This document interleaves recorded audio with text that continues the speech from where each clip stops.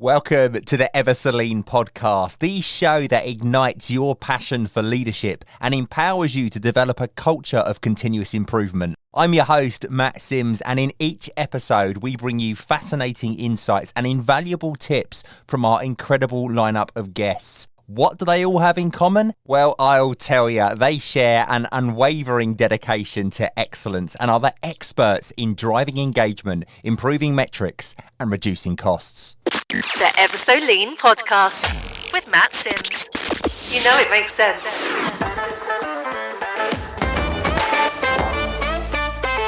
This episode is sponsored by Catalyst Consulting Limited. Catalyst Consulting exists to help people and organisations work better today and be ready for tomorrow. They have a rich history of igniting business transformation using business agility, Lean, Six Sigma, strategy deployment, agile and change management. They can help you and your organisation to develop the skills necessary to work and manage differently. To find out more, check out catalystconsulting.co.uk. On today's episode of the Ever So Lean podcast, I have the privilege of sharing the room with a true Lean and Agile luminary, Gene Lee. With a stellar career spanning over 15 years, Gene has left his indelible mark on diverse industries ranging from e-commerce to healthcare, education, fintech and real estate. Holding prestigious certifications such as Lean Six Sigma, PMP, Scrum Master and ITIL, Gene stands as a Lean Agile maestro. However, it's not just his qualifications that make Gene exceptional. He possesses a unique talent for leveraging voice of the customer to shape roadmaps and drive business success. This customer-centric approach has not only contributed to his own success, but has also resulted in the prevention of millions of dollars in sunk costs and the avoidance of faulty expansion strategies. As our honoured guest, today Gene will delve into the fascinating world of Lean Agile, unveiling his groundbreaking Lean Agile 5C's methodology, where he has taken both of these continuous improvement cousins and combined them to create what could just be the new Avenger. In our discussions today, Gene will draw from his extensive experience to provide profound insights, personal anecdotes, and the secrets underpinning his exceptional journey and what sets his Lean Agile 5C's methodology apart from others. So lean back, prepared to be enlightened as Gene Lee becomes our guide to the transformative realm of Lean Agile and the innovative 5C's methodology. Gene, welcome to the Ever So Lean podcast. Thank you, Matt. Very, very excited to be on your show. Thank you for coming on the show. It's absolutely my pleasure. Now, I was telling you just now that things are a little bit difficult my end because I'm using one monitor opposed to my normal two. And I need to tell you why. So I'm upgrading my system. So I'm moving over to a new computer. And very poorly, my 5S is appalling. So when I go underneath my desk, it's carnage. There's cables everywhere. They're all tangled up. I don't know what does what. And at some point today, when I was trying to work out what cables I need to order, because they need to be longer than the original ones, I've knocked some cables. And one of the cables I've knocked is the monitor. So I can't work out which one I need to try and get back in. And it's a disaster. So I thought I'm not going to try and touch it today because I knew we was having the recording this afternoon. So I thought I'll leave it until tomorrow. So unfortunately, you're a very tiny square in the corner of my screen today, but I'll get by. I'll manage. Maybe that's a good thing. Yeah, but it's not a great advert for someone that talks about lean methodology, and my 5S under the desk is absolutely shocking. Shocking. I was just going to mention that too. Like we need some 5S going on under there. I had great intent. You know, I bought the little cable tidies that you can wrap round multiple, you know, the black stuff that goes all around. Sure. I brought all that. It's just sitting in the drawer. I don't do any of it. It's under the desk. You don't see it normally. It's even like the studio. People say to me, oh, Matt, the studio looks really good.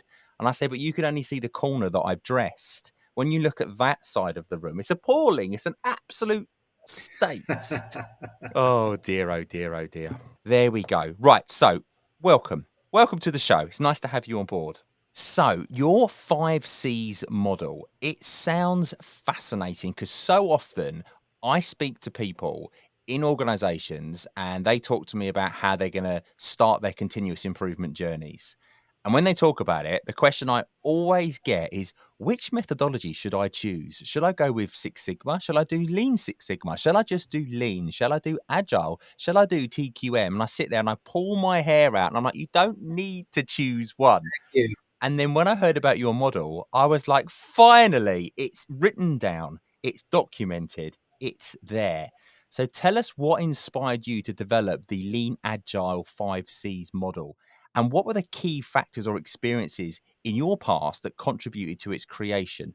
And is it a hybrid of the two? I want to know more. Yeah, that's a really great question, and I really appreciate you understanding that perspective because over the last 15 years, I wanted to gain knowledge in product management, project management. I gained, so I got my PMP first, right, to understand waterfall, but I followed that up with Agile, and then ITIL, and then also Lean Six Sigma.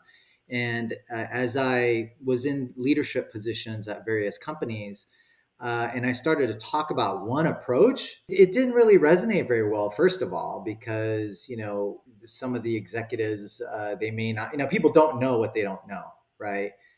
So if you're in manufacturing, you understand lean. If you're in software development, you understand agile, right? But very rarely, in fact, I mean, from my experience, nobody understands what lean agile is or what it means or the benefits of it. And so it's such a powerful thing to combine, right? A combination of not necessarily two methodologies, but it's just, the tools and the best practices. And, it's using a combination, a hybrid of those is what I found to be very effective. All of the methodologies, many of them use the same tools, but they have a different name. When you really look Mhm. into it, you do see so many crossovers between them. Yes, absolutely. I guess it's just how you spin it, right? And who's actually advocating it. So you got to call it something different. Yeah, when I first started my continuous improvement journey, we were doing world class manufacturing. We had a Japanese professor that used to come over to us and spend time with us, and we were literally given some slides that had been translated from Japanese to English, Uh-huh. hadn't been checked, so it was really scrappy, like really scrappy. We were given this massive binder because back then the internet was relatively new and fresh, so you didn't really have the opportunity to search like you can now. But it was plonked in front of us, and we were told get on with it. And it was just like, look at it and trying to work it out. It's just like, wow, like this is terrifying. And then he used to come over and then look at what we've done and tell us we'd misunderstood his notes. And when he told us, we were like, oh, I can see that now. But at the time, we just couldn't see it. I think there's a lot more material available to people nowadays than there was back when I first started. And I'm sure Sure. many years ago when you were doing it as well. You've got actually a book about this, haven't you? Yeah. So the book I published is called Lean Agile Mastery, Mastering the 5 C's for Customer Centric Success. And I've also got a online course and a coaching program as well, based on that.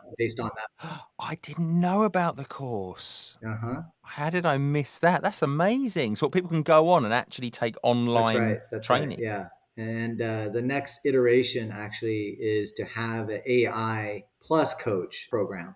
So that's what I'm starting to develop as well, right? Because what I've learned as a coach, in various organizations and for clients, people are not as willing to embrace change and actual growth, right? Like some people don't want to improve. I found, or there's just a resistance, right? Especially when it's coming from somebody else, But if it's self-guided, or it's a very kind of non-intrusive way to learn something new, I think that's a lot more effective. I tend to find that reluctance that tends to happen when it's a push rather than a Right. pull. If the learning's being pulled and people want the learning and they want the knowledge, they're going to be more engaged with it and their attention's going to be greater. And something like online training where it's self-guided and you can go through at your own Yeah. pace is Yeah. perfect for that, especially in the modern day. Yeah, and it's also about culture too, right? Like some cultures really embrace learning and growth. And in fact, some companies, like a lot of the larger companies, have learning and growth as a strategic pillar of their organization. But whether they do or not, action speaks louder than words, right? So yeah, it really kind of depends, right? If you have a culture where the leaders are always talking about, hey, responding to change and actually, showing how to respond to change, not just talking about it, but also about building a culture of continuous improvement, right? We all make mistakes. We always continuously have to grow and learn. We accept that, right? We understand that, you're not all perfect and there's room for continuous learning. So I think, ultimately what my book and course and coaching is about is building a culture of continuous improvement, AKA innovation. Have you found that? So when you've gone into organizations, do you find more often than not that there is that behavior from the leaders, or do you find the opposite? It's a mixed bag, actually. 80% of digital business transformations fail, right? And that's from my direct experience over the last 15 years. It's very difficult to transform an entire organization, right? And in order to do that, you need to have the entire enterprise, all the functional leaders and the teams going in the same direction, right? And so, as you can imagine, like I like to think of a puzzle. Like you have a puzzle and you have a happy customer face, right? But you have all these pieces of the puzzle. These are all the teams, the processes, the product, marketing, sales, engineering. They're all parts of the puzzle and they need to come together in order to make a happy customer, right? To deliver positive customer experiences. But as you can imagine, small or large companies, it can be challenging, right? It can be very challenging to piece those pieces together. Just talking about it is not, Mm. it doesn't work, right? So it really needs to start from the top.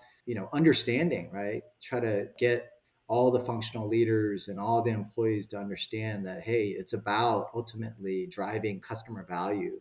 And once you have customer centricity, which is my main LA5C principle, it's about the customer, right? Placing the customer first, and then creating all your processes and these other 4C's that I talk about, right? Collaboration, coordination, communication, and continuous improvement. It's all encompassing around the customer centricity principle, right? So there's a lot of things that you need to do in terms of people, process, technology in order to really be successful in becoming a lean agile organization. So when you go through the 5 C's that you reference, do you do them in an order, or is there no particular order? Are they just headlines? How does that work? So customer centricity, first and foremost, that is the core principle of the LA5C framework. And then I have this diagram actually. So that's if you can imagine a Venn diagram, customer centricity is at the core, it's at the center. And then all the other C's, collaboration, communication, coordination, are overlaps the customer centricity circle. And then continuous improvement is actually encompasses all of those other C's. Customer centricity is first and foremost. That's the core principle.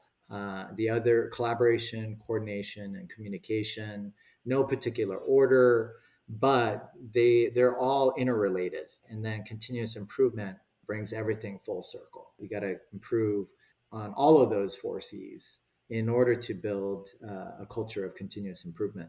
Let's have a look at these in a bit more detail then. So customer centricity, I think, is Mhm. what it says on the tin. That's all about putting the customer first. They are the oracle. That's right. That's right. Customer centricity, it's about developing a customer mindset. And so when I was working at this 3PL logistics company, a medium sized company that did about 250 million a year in revenues, and I was in a leadership meeting. I was the director of the PMO at that organization, stood up the PMO.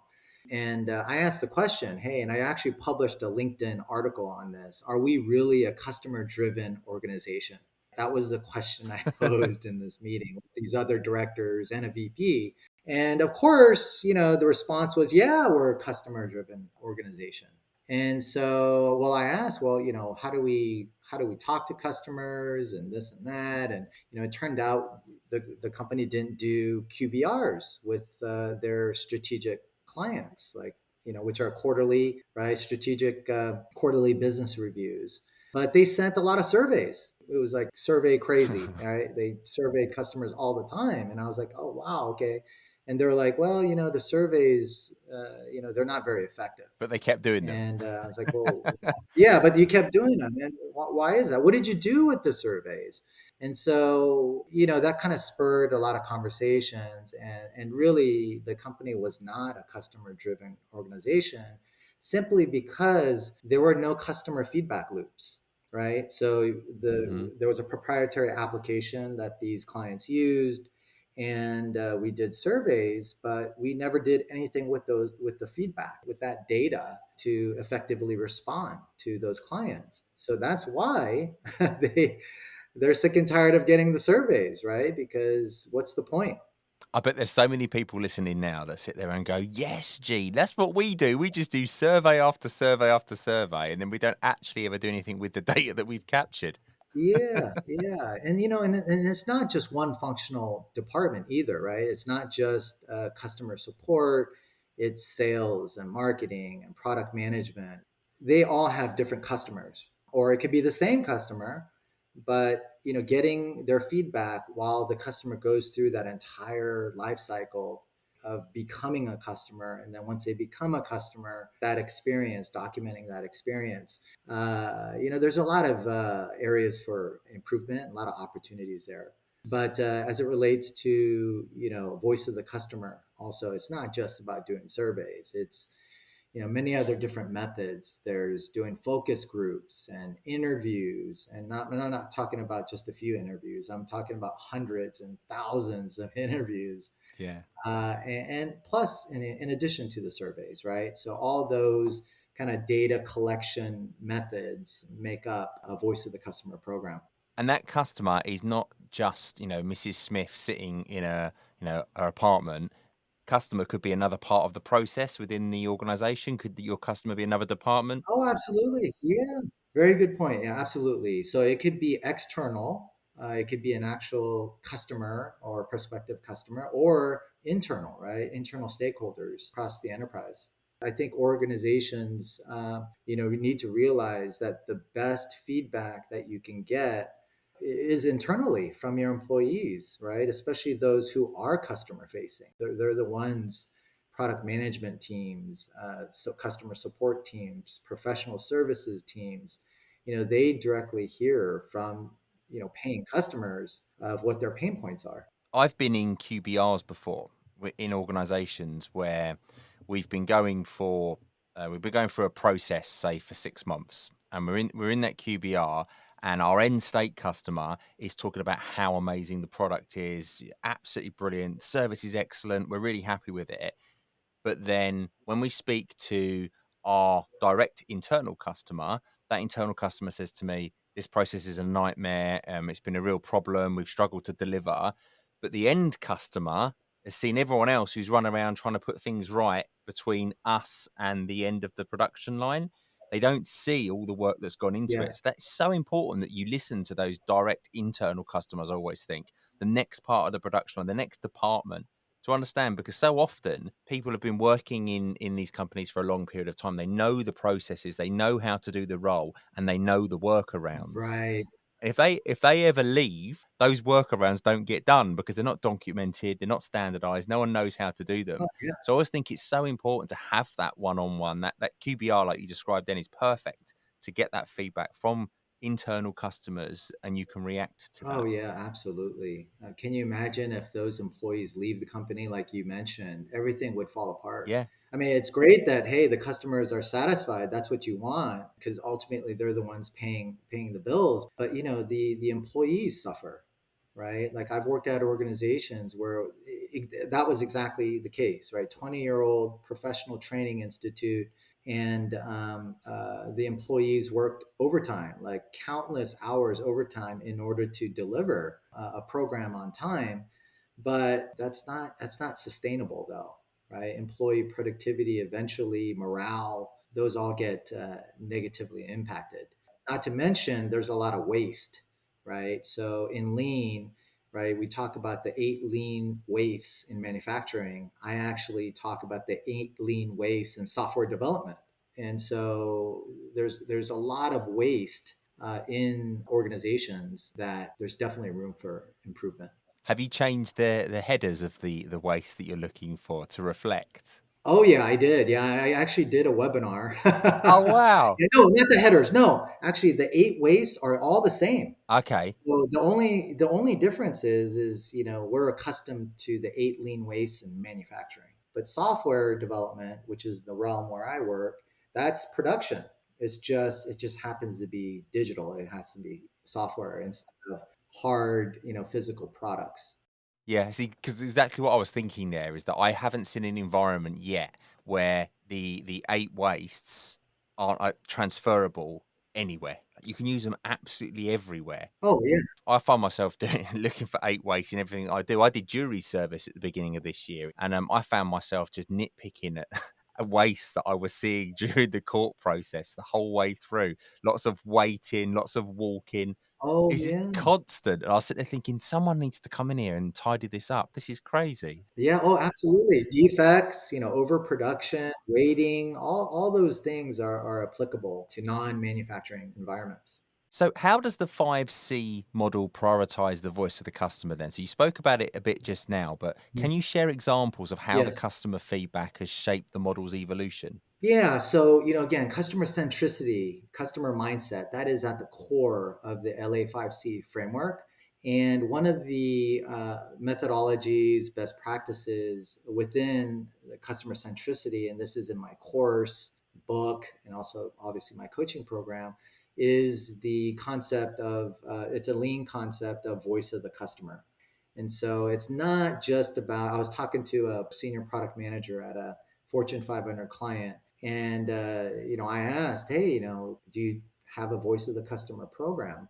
And she's like, oh, yeah, sure we do. Right. Yeah, we talk to our customers. I talk to our customers. I said, okay. Anything else? Like, what else do you do? And so what I found is that she actually relied on just very few stakeholders, customer stakeholders, and really relied on their opinion. And I call it the hippo effect. And this is a real problem, and this is probably going to answer one of your follow-up questions. But the hippo effect is a huge problem in a lot of traditional organizations, right? Where you have the highest paid person's opinion that counts. It kind of deters voice of the customer from voice of the customer feedback, which is, like we discussed, external customers or internal, right? And a lot of the times, either both or either one of those get ignored, and it's a real big problem. That's so common, isn't it? That hippo effect. We spoke about it on a previous episode, but it is a common issue. And since I've been made aware of that, I notice it more now as well. It's sort of my eyes are aware of it. Yeah, isn't that interesting? Mm. It's frustrating as well. Yeah. Oh, absolutely. Yeah, I've got a story behind that if you have time. Yeah, go on, I got to hear it. I love a story. Yeah. Oh, yeah, yeah. So I recently worked with a Fortune 500 real estate client, and the CEO of the company went on national media platforms, national TV, YouTube, talking about this brand new, first ever 3D printed community to be built in the United States. And, had to commit to this particular deadline. It was a real big deal, national marketing campaign. I was actually responsible for delivering this program, the back end side of it anyway, within Salesforce within 6 months. So we delivered it on time, right, on schedule. But what happened was is after it launched, there was very little engagement, right? There were very few requests that came in, zero sales. And this is after 6 months of development. So we're talking about 400 grand in development costs, in additional to this national marketing campaign and advertising costs. And then 1 week after launch, the program was scrapped. No. And so what happened was those were the results, right? Zero sales, handful of requests, and 400 grand in spend, right? Sunk costs and no return, no ROI. And the reason for that was because nobody in senior product leadership stood up and said, hey, Mr. CEO, you know what? Let me get back to you, right? Let's do some bottom up estimation, right? We need to talk to the folks who are actually building this program, right? And let's get their estimates. Let's get their feedback on whether or not this deadline is actually achievable. But the deadline was achieved. The thing that was missing was the voice of the customer feedback, because like I said, there was zero sales, less than a handful of requests that came in, contrary to what the executive leadership team were led to believe. Right? They thought like it's going to be so hot. There's going to be so much interest in this community, but there's no data to back that up. What a great story. I mean, it's not a great story. It's shocking, but it is a great example, isn't it? Yeah, yeah. Unfortunate example, but it happens all the time. Unfortunately. All that money, all that time, all that effort. Wow. And it's frustrating, right? Because the teams that are actually building these products and these programs, they want it to succeed, right? I mean, they put sweat and time and energy into into building it, and then when they don't come, it's a little frustrating. Yeah, and it's also the impact on the teams as well, because it becomes across like it's just this month's fad. That one didn't work. It'll be gone next week, and we'll do something else. That's the problem. Yeah, oh, absolutely. And then that does happen quite a bit. And same company, same client, they actually pivoted 3 times in the first quarter, in the first program increment. They were claiming that's due to market fluctuations and rhythms and this and that. But changing 3 times, 3 priorities in 1 quarter is never a good sign, is it? Yeah, it's not a good sign. No.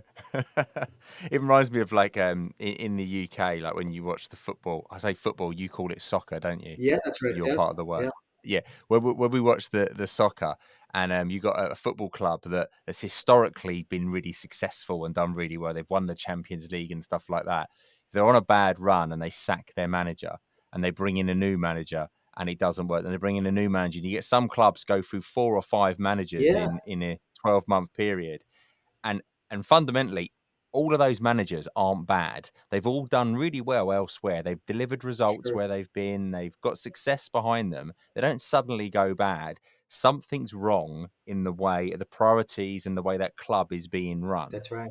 And it sits with the board and the senior leadership, not with the manager. Yet it still happens now. It all goes wrong. The manager gets sacked. It's always the manager that gets sacked. Yeah, it's tough being a manager. Yeah, I mean, when I say they get sacked, they get paid off like millions of pounds. They get sacked, so it's not a bad sack. I mean, there's worse places to be sacked from, but it's it's the same message, isn't it? It's the same thing of where if you keep changing your priorities and you don't have a DNA or a long-term goal that you're trying to achieve, if you keep changing all the time, it's not going to work. Things will fail and people will lose confidence in that leadership. Yeah, and kind of to piggyback on that too is that the voice of the customer program. Once you have that in place, and you get that data and you derive insights, like really good insights, that really informs the roadmap, right? The product roadmap.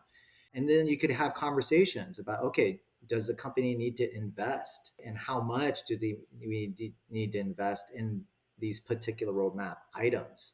The underlying voice of the customer program is such a powerful best practice. Are you ready to elevate your team's ways of working? Are you seeking fresh insights and growth opportunities? Our experts will assess your team's practices, providing valuable insights for improvement and celebration.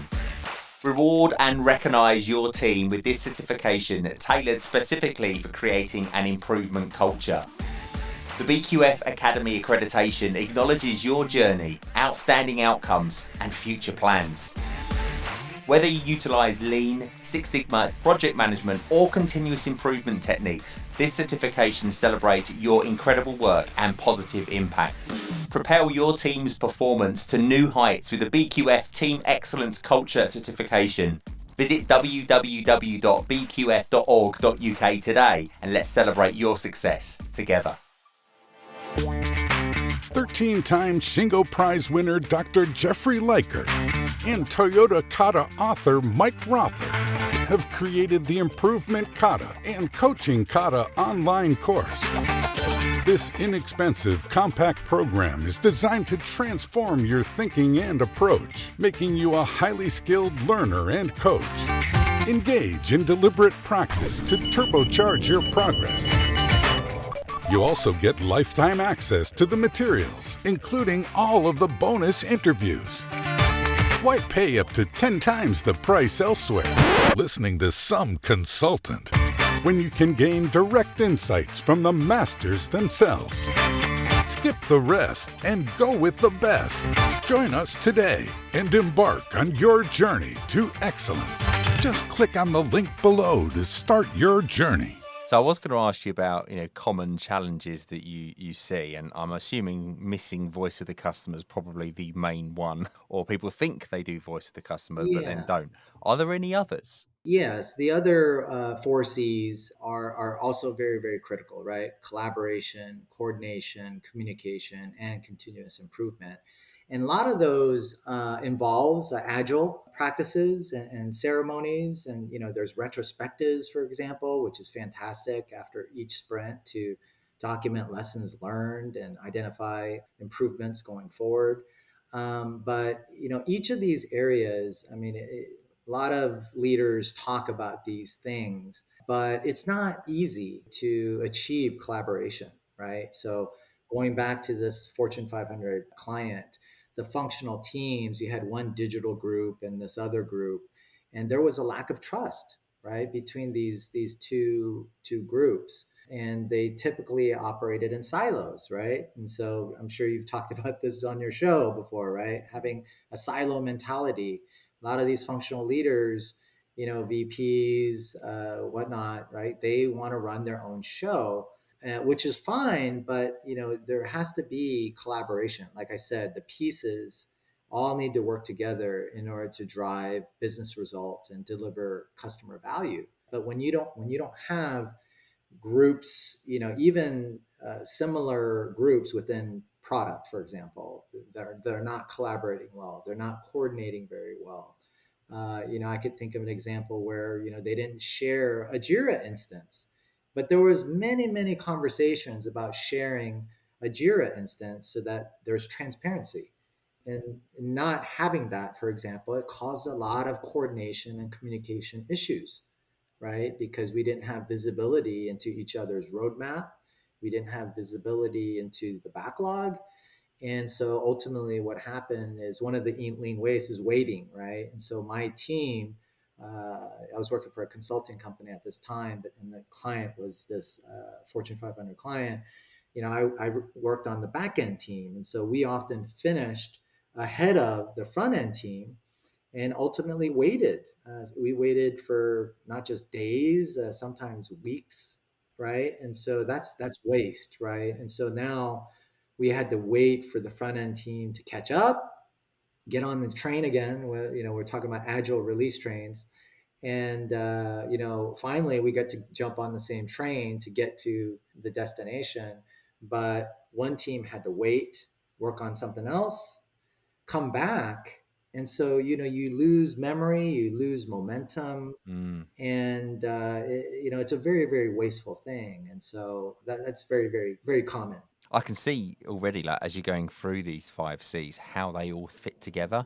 Hmm. They really are. So, communication is the next one. Yes. And communication is something that I'm really passionate about within organizations. I think we underestimate the power of communication. So, I'm interested to hear Yeah. your thoughts on it. Yeah, it's kind of crazy, right? Like to think that people in businesses internally they don't communicate very well together, but it happens, right? Some folks, some teams are more open. They're more open, transparent in their communications, whereas others, again, that are operating in that silo, they tend to not communicate as well or as frequently as they should, and so. I've directly found over the last 15 years, various organizations, various teams. Again, some communicate very well, others don't. But again, in order for the enterprise to be agile, all the functional teams need to collaborate, coordinate, and communicate very, very well, right? In order to deliver that customer value. But for whatever reason, right? Like some people just choose not to communicate. Yeah. Why do you think that is? I think when you're used to, for example, going back to the silo mentality, when you're used to doing things your own way, you're kind of set in your own way, they're not thinking about the end goal. Like they're not thinking about, okay, well, how do we, in order to deliver to the customer, we need to work well together. We need to collaborate well together. We need to communicate well together. And if people, leaders are not talking in those terms, then people are not going to do it, right? They're just going to continue to operate in their silos and not share information. Sometimes people are a little bit afraid to sort of stick their head above the parapet through fear of sort of catching a glancing blow or Yeah, something. Do you know what I sure, mean? sure. Yeah, absolutely. And in certain organizations, like I mentioned, with this particular Fortune 500 client, there was already this kind of lack of trust. The trust was broken somehow in the past, Yeah. and that's the reason why my team was actually brought in. Unfortunately, we were stuck in the middle, but there was just a serious lack of trust. I think we needed to have a higher level executive come in and kind of set the record straight. Like, hey guys, we're all part of the same team. We're one organization. And by the way, the executive leaders actually talked about that. They shared their vision of having this one, right? This It's one interesting. united organization. But when you look under the cover, it's that's not the case. So the next one then, coordination. This is an interesting one. Tell us a little bit about this one. Yeah, so coordination is about not just internally within your specific team, but it's cross functional, right? There's other teams in an agile release train. You've got the product management team. The product owner may or may not be part of that team. You got the Scrum team. You've got the downstream teams, right? Like infrastructure teams. You need coordination between those teams, right, in order to release or launch a feature or a product. And so the better though that coordination is, then the better the product delivery is going to be. And so, in the safe world, they talk about agile release trains, which is the concept of all these teams need to be on the same train, moving to the next destination. And so, what I found is that in certain organizations, not everybody's on that same Yeah. train. They all have different priorities, right? They have competing priorities, changing priorities. And so it's that's another problem in itself, right? That there isn't a shared priority, right? Because you need to be on that same train in order to deliver on time, within budget, on schedule, but also quality, and then ultimately satisfying your customers. Yeah, it goes back to those silos, doesn't it? Everyone starts working in silos across different departments. Might be in the same structure, the same org, but they're all working in silos on their own priorities and they compete That's against the right. other teams. That's right. Yeah, yeah. There's that's a big challenge is competing priorities. And the last one of the 5C's, CI, continuous improvement. Where does this one fit in? Yes. So continuous improvement. I mean, ultimately, all these 5 C's is related to building a culture of continuous improvement. But in the book, in the course, in my program, we talk about just having this value, right, of always wanting to improve, right? The status quo is not okay. Yeah. Right. And that was actually a pet peeve of mine, right? Like, oh, we've always done it that Oh, way. cringe. Right. That was, yeah, that's like the worst thing that I could, and I've heard this at various companies where I Yeah. work. We've always done it that way. Right. Oh, so I guess we'll continue to just suck. If it's not broke, don't fix Yeah, it. yeah, we'll continue to, yeah, I mean, right. That's not how you achieve excellence, whether it's in athletics, whether it's in business or your personal life, right? If you just settle for just being average, then you're going to be average and you're going to deliver average performance. So continuous improvement, it's got to start with you first, like me personally. There's got to be that willingness to improve, understand that, hey, you know what, I do have weaknesses. There might be gaps in my performance, and I need to figure out how to fill those gaps, or try to get somebody else to fill those gaps, right? Yeah. But as a culture, though, this is a really big thing. Like if the culture it doesn't embrace continuous improvement. And I found that to be true at so-called agile organizations. It really does deter innovation. That's what it's all about. Continuous improvement leads to innovation. Yeah, completely agree. How do you measure the success and impact of the 5C's model then in practice, though, once it's actually being done on the shop floor or in the work environment? How do you measure that impact? As it relates to product launches, there's several metrics, right? There's customer adoption and engagement. There's customer satisfaction improvement. There's net promoter score. From a business result standpoint, financial performance, right? Are there revenue gains? ARR, MRR, right? Is there an increase in those metrics? There's productivity gains, throughput yield, which is, as you know, related to processes and how much output you get given a certain number of inputs, right? And of course, customer satisfaction. Brilliant. And they're all those are all metrics that people will be familiar with as well. There's nothing new in there to confuse people or compete with metrics they're already familiar with. These are bread and That's butter right. metrics, aren't they? Yeah, they really are. Yeah, the results, the metrics kind of speak for themselves, but it's as I mentioned, right? It's those other things, right? Those pieces of the puzzle and how they work together. A lot of these soft skills, as you will, or values. Mm. Those are all also very important in addition to the hard skills, like the actual product development and engineering skill sets. That's what the LA5Cs framework is about, really. So have you had sort of success stories off the back of the model come from people in organizations who have said, we've done this and wow, this has been brilliant? Yes. So 80%, again, from my 15 years experience, 80% of these transformations, business transformations, they call it digital Yeah. transformations, they fail, Yeah. right? And if they're claiming, that all these organizations are successful at it, that, you got to take that with a grain of salt, right? From my experience, it's very difficult to move an entire organization in the right direction, right? Mm. And so, the 20% that do succeed, what I found is that they have these 5C's embedded in their culture. And so, one good example is I work for a company called Educon, Education Institute of Construction, which was a government sponsored, a Korean government sponsored project professional training institute. 20 years in business when I worked there. This goes back to like 12 to 2015. They were really struggling, right? The customer CSAT was very, very low, very stagnant. The trainees would often complain in the surveys. The surveys were required by the government, right? And they complained quite a bit.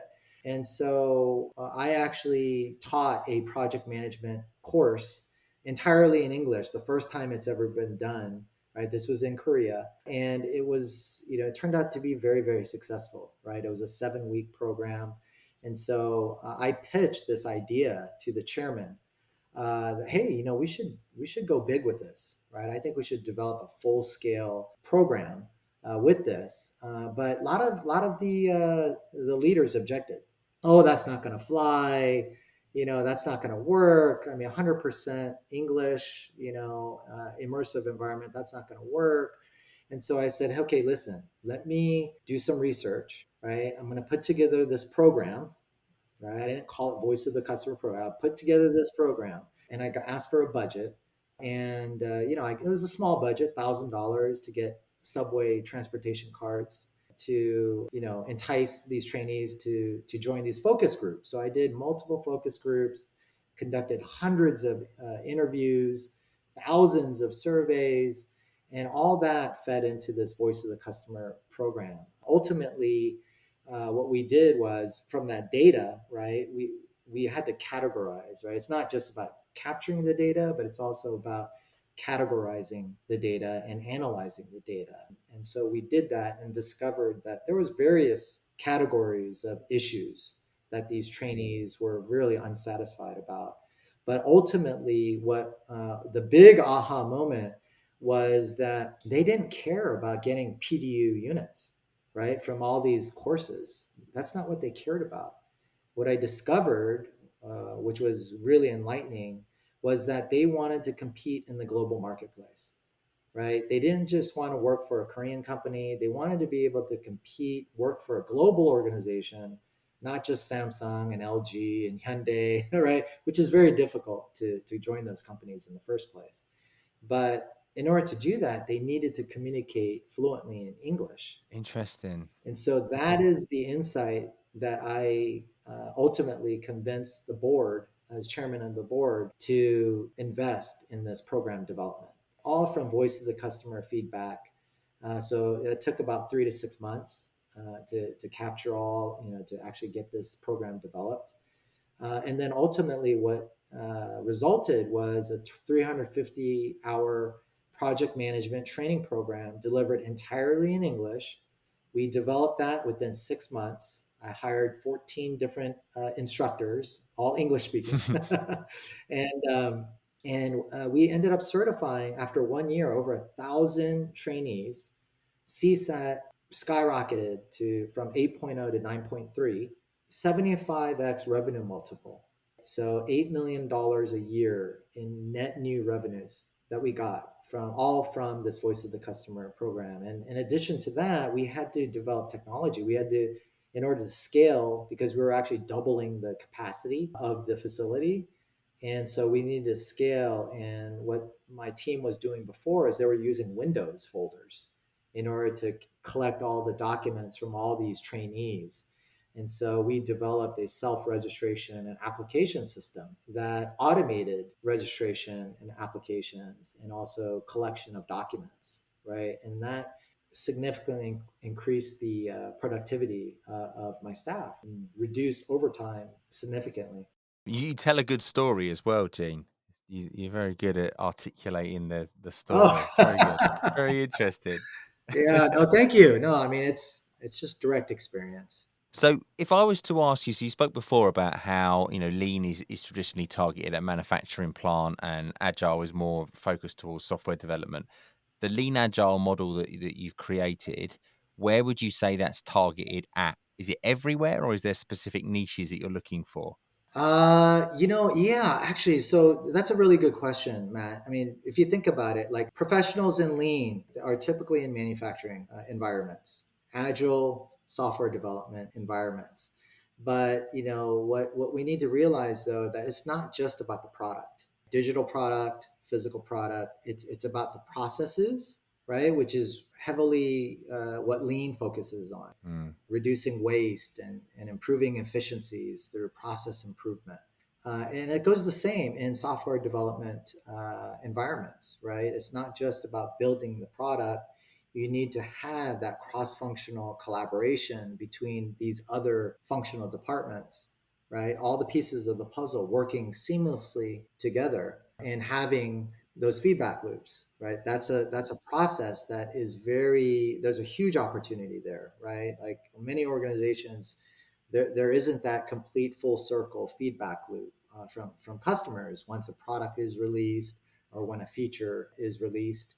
And so, yeah, to answer your question, I think it applies to all industries, all shapes and sizes. I was hoping you'd say that. I really was hoping you'd say that. The research that I did before the show around it, I was going to say I think it's applicable. I can't think of a single example where it wouldn't be applicable. And I was really worried you were going to say to me, no, I'm targeting this area. And I'd have been like, but I think we could use it everywhere. Yeah, yeah. Yeah, and the other thing to that is that, it's about building a culture, right? Yes. It's about the product. It's not just about the product. It's about the processes, but it's about building a culture of continuous improvement, right? And so all those 5C's, underlying that framework. It's about building that culture. They are the foundations of the culture, That's in right. effect, aren't they? Yeah, absolutely. Right, Gene, I'm going to put you to the test now. I know you're looking forward to this bit.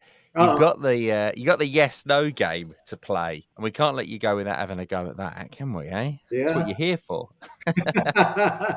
So it's called the yes no game, but ironically, you cannot say yes or no. I'm going to fire just loads of questions at you, and I'm going to try my best to catch you out and to get you to say yes or no. And your task is to go for 60 seconds without doing that. Okay, you can answer any way you like without saying the two most used words in the English language. I'm ready.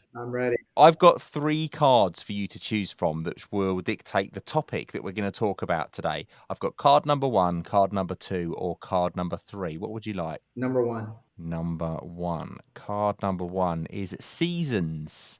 So this is about the different seasons that we get on planet Earth, right? So everyone knows what the seasons are. So this should be fairly straightforward until I take away the option for yes or no. So you're going to hear some music, which is going to put the pressure on you. If you hear the gong, that means you said yes, no, or a variance of yes, no, and you are out. Let's do it. Right, Gene, do not say yes or no as I fire questions at you about the seasons. Is spring a season known for its mild and moderate temperatures? I agree. Does winter typically bring colder weather and snow in many regions? Somewhat agree. Does it snow where you are? I don't believe so. Do leaves change colour and fall from the trees during the autumn season? I'm sorry, repeat that again? Oh, very clever. Do leaves change colour and fall from the trees during the autumn season? Sure they do. Fall. Did you say sure? Is that not acceptable? You can say that. Does the length of daylight vary throughout the year due to the changing seasons? Absolutely. Oh, Gene. You did it, Gene! You did it. It was brilliant. And you even slipped in can you repeat that question, please? Try and drag it out a little bit longer. Very clever. Very good. Well done. Thank you. Yeah, that was fun. Thank you for doing that. You are probably I've done over the last 5 or 6 episodes, there's been quite a few people that have fallen and you didn't. So well done. Awesome. Gene, where can people go to learn more about your Lean Agile 5C's model and sign up for your training and do some of the online learning? Where can they go to do that? Yeah, so I've got a website called leanagileMastery.com. And then also my company website is radarconsultingllc.com. And so I've got a webpage there related to Lean Agile Mastery. Fab. And both those links can be found down in the description below if people want to easily just go and click on them and check it out. It sounds really good. Gene, you've given a great description of what I think is a really valuable topic. The combining of the two cousins is amazing. And I think your stories as well from the organizations that you've been to make it even more real. So thank you so much. Yeah, thanks for absolutely having me. I really, really enjoyed it. Some key takeaways from today's discussion with Gene Lee. The Lean Agile 5C framework is exactly what it says on the tin. It's a combination of Lean and Agile to create a methodology that's applicable everywhere. The model focuses on the 5 C's: customer centricity, collaboration, coordination, communication, and continuous improvement. Customer feedback and the voice of the customer are vital for success. Gene spoke about it multiple times today. It's non-negotiable. VOC, voice of the customer, is at the center of everything. The 8 wastes that you see in Lean are applicable absolutely everywhere. It doesn't matter if you work in software development or whether you work in a processing plant. The 8 wastes will be there. You might need to adapt them. You can do that. That's absolutely fine. Adapt them and change them as you need to, if you need to. But the basic 8 wastes that you see in Lean are applicable absolutely everywhere. Collaboration, coordination, and communication are essential for product development success. Gene really emphasized how collaboration, coordination, and communication are essential in any kind of continuous improvement environment. They drive the success. Now, leadership within an organization should prioritize consistency in priorities and empower their teams to deliver. Keep changing direction and changing what the fad is this month and next month doesn't work. Gene spoke about examples in his career where 80% fail when that method is applied. Breaking down silos and encouraging cross-functional teamwork is critical. Getting people all working on the same page, all heading towards that North Star. We've had it before on other episodes and it's come out again today. That North Star is so important. If you're a senior leader in an organization, little tip from me, make sure that everybody in that organization understands what that North Star is, so everybody can build their teams and their roadmaps based on that same direction that you want the teams to head in the first place.